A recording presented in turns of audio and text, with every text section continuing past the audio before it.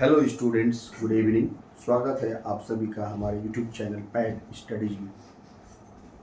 आज हम लोग समसामयिक विषय पर एक वीडियो लेकर के आए हैं आपके लिए, जिसमें सिंधु जल संधि, Indus water treaty IWT, Indus water treaty जो कि भारत और पाकिस्तान के बीच 19 सितंबर 1960 ईस्वी को हुआ था, उससे संबंधित मुख्य बातें क्या है उसको आज के हम अपने वीडियो में करने वाले हैं। तो वीडियो को स्किप नहीं कीजिएगा, ध्यान से देखिएगा और उससे रिलेटेड जो भी क्वेश्चन बनता है वो समसामयिकी यानी कि करंट अफेयर्स में बहुत सारे एग्जामिनेशन में पूछा जाता है। तो बने रहिएगा वीडियो के आखिरी तक। तो चलिए शुरू करते हैं। सिंधु जल संधि 1960 यानी इंडस वाटर ट्रीटी 1960 में जो हुआ था इंडिया और पाकिस्तान के बीच में, उससे संबंधित मुख्य बातें क्या है वो हम लोग देखते हैं। सबसे पहले यह जल संधि भारत और पाकिस्तान के बीच सिंधु और उसकी सहायक नदियों के पानी के उपयोग को लेकर एक महत्वपूर्ण जल बंटवारा समझौता है।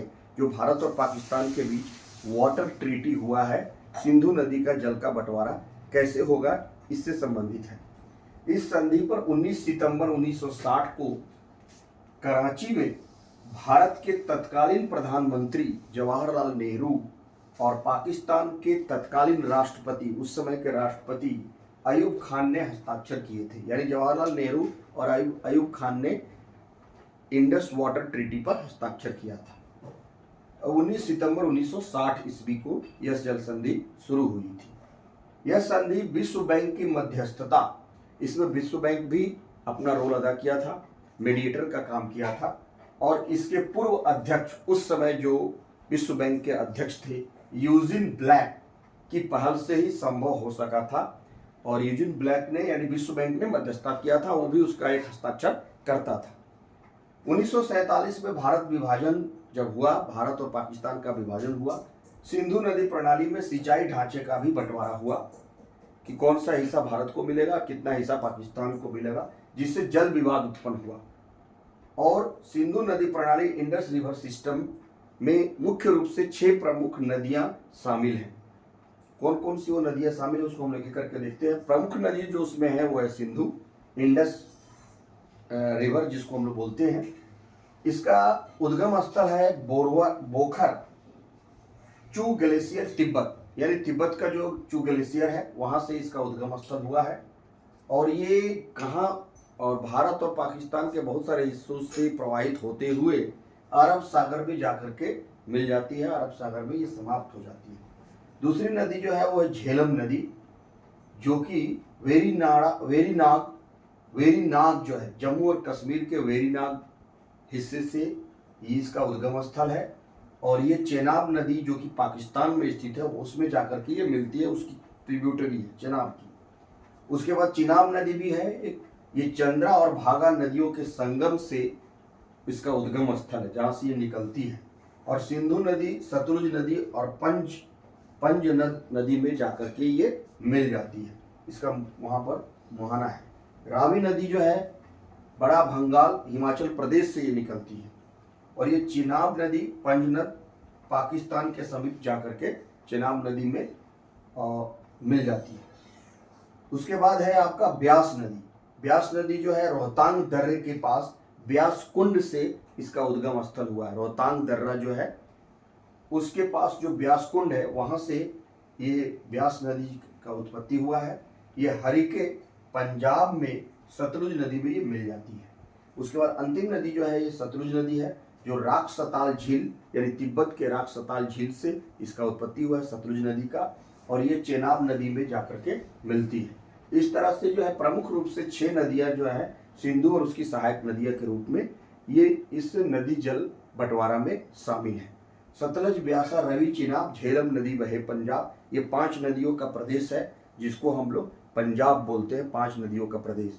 तो ये बाकी और एक सिंधु है जो कि मुख्य हिस्सा, ये आधा आधा हिस्सा जो है पूर्व का भाग और उत्तर का पश्चिम का भाग, एक तरह से पूर्वी भाग जो है आपका वो भारत में है और इसका पश्चिमी भाग जो है वो पाकिस्तान में बहता है। लेकिन नदी जल बंटवारा में यहाँ पर जवाहरलाल नेहरू जी ने भारत और पाकिस्तान के बंटवारे में आगे और हम लोग देखते हैं कि 80% जल जो है वो पाकिस्तान को मिल गया। मात्र 20% जो हिस्सा है वो भारत को मिला, जो कि भारत इसका इस्तेमाल करता है। इस नदी जल बंटवारे में जो है 20% हिस्सा ही भारत को मिला है। सिंधु नदी जो है इंडस वाटर ट्रीटी में भारत को 3 पूर्वी नदियों ब्यास, रावी और सतलुज नदी का पूरा पानी भारत को आवंटित किया गया। यानी पूर्वी क्षेत्र में जो बहने वाली 3 नदियां हैं, ब्यास नदी, रावी नदी और सतलुज नदी, जो पंजाब के हिस्से में बहती है, उनका ही पानी भारत को आवंटित किया गया। पश्चिमी नदियां जो पाकिस्तान की तरफ है, जिसमें सिंधु मुख्य रूप से है, और झेलम और चिनाब जो पंजाब प्रांत की जो पश्चिमी भाग की नदियां, सिंधु है और झेलम है और चिनाब है, इसका अधिकांश पानी जो है पाकिस्तान को आवंटित किया गया है। तो उद्गम स्थल में भी देख रहे हैं कि नदी समूह में पूर्वी नदियां, पूर्वी तरफ जो भारत के नजदीक में थी, ब्यास, रावी और सतलुज नदी, इसका उपयोग का पूरा अधिकार जो है भारत को पूर्ण रूप से अधिकार दिया गया। और भारत इन नदियों का 20% जल प्रवाह जो है अपने प्रयोग में लाता है। मात्र 20% भी नहीं है, ये 19.48% है अगर वास्तव में देखा जाए तो। और पाकिस्तान को जो है वो आपको 80.52% जो है वो पाकिस्तान को मिला है इस नदी जल बंटवारा में। पश्चिमी नदियां जो है सिंधु, झेलम, चिनाब, इनका पाकिस्तान को मुख्य रूप से अधिकार दिया गया है और भारत को सीमित उपयोग इसमें करने के लिए दिया गया पश्चिमी क्षेत्र में बहने वाली नदियों पर। और ये 80% हिस्सा जो है इसका जल प्रवाह का 80% भाग, जैसे हमने बताया कि 80.52% पाकिस्तान को मिला है। सिंधु नदियों के बहाव वाले क्षेत्र को प्रमुख रूप से भारत और पाकिस्तान द्वारा साझा किया जाता है, परंतु इसका एक छोटा सा भाग जो होता है वो तिब्बत, यानी जो चीन का हिस्सा है तिब्बत, जिसको चीन अभी तिब्बत को अपना हिस्सा मानता है, उस क्षेत्र में और अफगानिस्तान में भी कुछ हिस्सा सिंधु नदी का मिलता है। इस संधि में भारत को सिंधु नदी जल बंटवारा हुआ, इंडस वाटर ट्रीटी जो 1960 में हुआ, इसमें भारत को पश्चिमी नदियों पर जो पाकिस्तान के हिस्से में है, वहाँ पर run of the river ROR, run of the river treaty के तहत यानी प्रोजेक्ट के तहत पन बिजली उत्पादन का अधिकार भी दिया गया है। Run of the river project के तहत भारत जो है वो हाइड्रो इलेक्ट्रिक पावर प्लांट, पन बिजली उत्पादन का अधिकार दिया गया है। भारत जो हाइड्रो इलेक्ट्रिक पावर प्लांट बना सकता है, वहाँ पर भारत बना भी रहा है।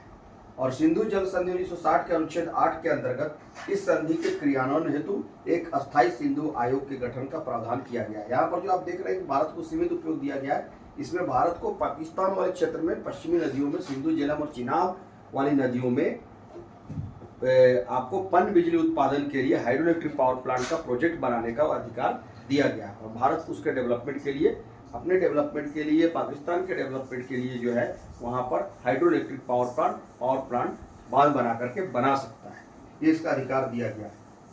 सिंधु जल संधि 1960 के अंदर, जैसे मैंने बताया कि अनुच्छेद 8 के अंदर इस संधि के क्रियान्वयन हेतु एक अस्थायी सिंधु आयोग, परमानेंट जो है एक सिंधु आयोग बनाने का प्रावधान भी किया गया है। सिंधु नदी का उद्गम स्थल की हम लोग बात करें तो तिब्बत क्षेत्र के कैलाश पर्वत श्रृंखला में, जो मुख्य रूप से तिब्बत क्षेत्र का जो कैलाश मानसरोवर पर्वत श्रृंखला है, कैलाश पर्वत श्रृंखला में मानसरोवर झील के पास पोखरचू नामक ग्लेशियर से उद्गम स्थल इसका है। यानी कैलाश पर्वत श्रृंखला जो है उसमें मानसरोवर झील के पास एक पोखरचू नामक ग्लेशियर से निकलती है। यानी मानसरोवर झील के तिब्बत में स्थित कैलाश पर्वत के मानसरोवर झील के ग्लेशियर पोखरचू नामक ग्लेशियर से इसका उद्गम स्थल है।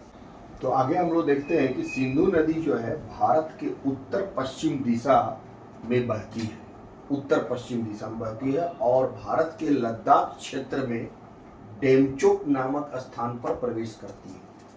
जो पश्चिमी क्षेत्र जो पाकिस्तान का हिस्सा है, वहाँ से सिंधु नदी बहते हुए भारत में उत्तर पश्चिम दिशा में लद्दाख में, जम्मू कश्मीर के लद्दाख क्षेत्र में डेमचोक नामक स्थान पर वो भारत में प्रवेश करती है।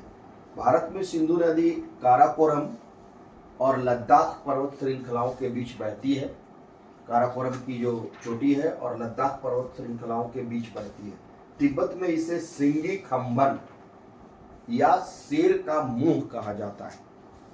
सिंगी खम्बन या शेर का मुंह कहा जाता है तिब्बत में। सिंधु नदी लेह में जास्कर नदी और उसके बाद श्योक नदी से मिलती है।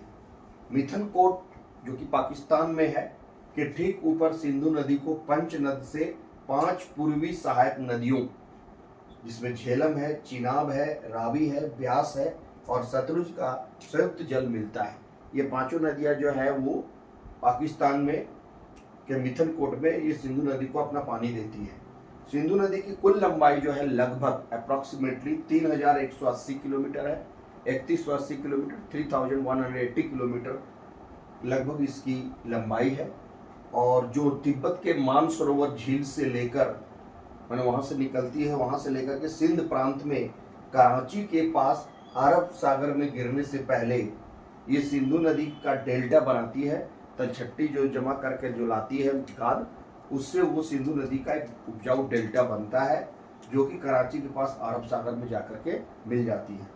तो ये कुछ जानकारी हमने आपको सिंधु नदी के बारे में दिया, जो कि सिंधु नदी जल समझौता जो है 19 सितंबर 1960 ईस्वी को भारत और पाकिस्तान के बीच में हुआ था, जिसमें भारत को मात्र 20% पानी मिलता है और पाकिस्तान को जो है 80% पानी मिलने का संधि में जिक्र था। तो होप आपको वीडियो इंफॉर्मेटिव लगा होगा। Thank you for watching. Subscribe my channel, like share and subscribe the channel. Thank you.